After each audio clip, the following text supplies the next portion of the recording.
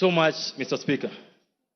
Mr. Speaker, Article 132 of the Constitution of Kenya provides that the President will every year give a report to this House on the steps taken to implement Article 10. Mr. Speaker, Article 10 is the soul of the nation. Article 10 is what the engineers would call the software of the country. It is what the doctor would call the heartbeat of this country.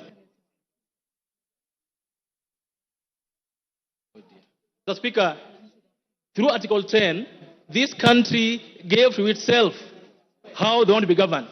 Mr. Speaker, Article 10 of the Constitution provides for us the map to where we want to go.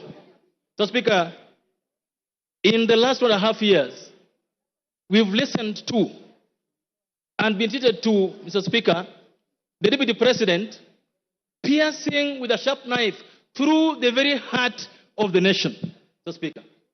When we went to give ourselves a new constitution, Mr. Speaker, we said tribalism, nepotism, corruption, Mr. Speaker, are our ills.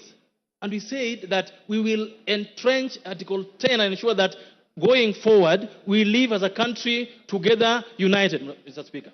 Mr. Speaker, for the last 2 years, the Honorable Gachagua has not only put a knife onto the back of our values and shared principles, but he's kept turning that knife, Mr. Speaker, to the level where if we allow him to continue being Deputy President, Mr. Speaker, we are going to the loss of the heart of this country, Mr. Speaker.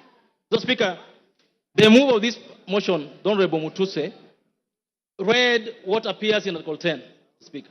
Mr. Speaker, there is nothing to say about a person who believes that this country should only belong to one region, Mr. Speaker. It has to be clear today that we are not impeaching Mount Kenya. We are not impeaching the Kikuyu.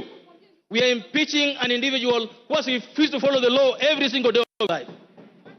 Mr. Speaker, Honorable Gachagua is the Deputy President of the Republic of Kenya, not the Deputy President of Mount Kenya, Mr. Speaker. He is the Deputy President of Kenya Kwanza, not Mlima Kwanza, Mr. Speaker.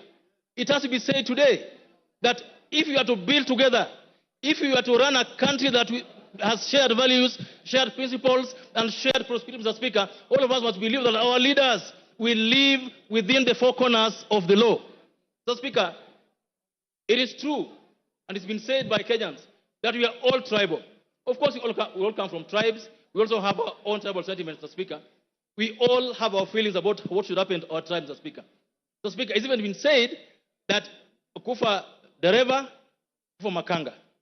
It's also been said that all of us sitting here today have some tribal things in our closet, Mr. Speaker. That is true. But, Mr. Speaker, and you are a seasoned lawyer, when you go to court and you are charged, and the others you are charged, you are not in court, they say, Rigiji, Gachagua, and others not in court. The case here today is that of Rigiji, not others not here today.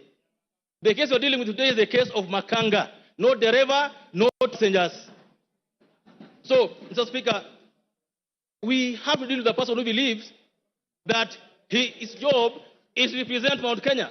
Mr. Speaker, on this side sits members of parliament elected by Mount Kenya people. On this side sits members of parliament from Nyeri, from Kirinyaga, from Muranga, from everywhere. Those counties also have governors. Nobody appointed Rigiji to be the benefactor. No one appointed Rigiji to be the custodian of Mount Kenya. No one. Because our constitution provides for leaders from that place to represent them. Mr. Speaker, by his actions that are against Article 10 of the Constitution, Mr. Speaker, Rigiji has alienated Mount Kenya from the rest of the country. He is fought so hard to be the Mount Kenya kingpin, Mr. Speaker, and I believe that this House must impeach him so that he can go and be the kingpin of Mount Kenya, not the deputy president of this country.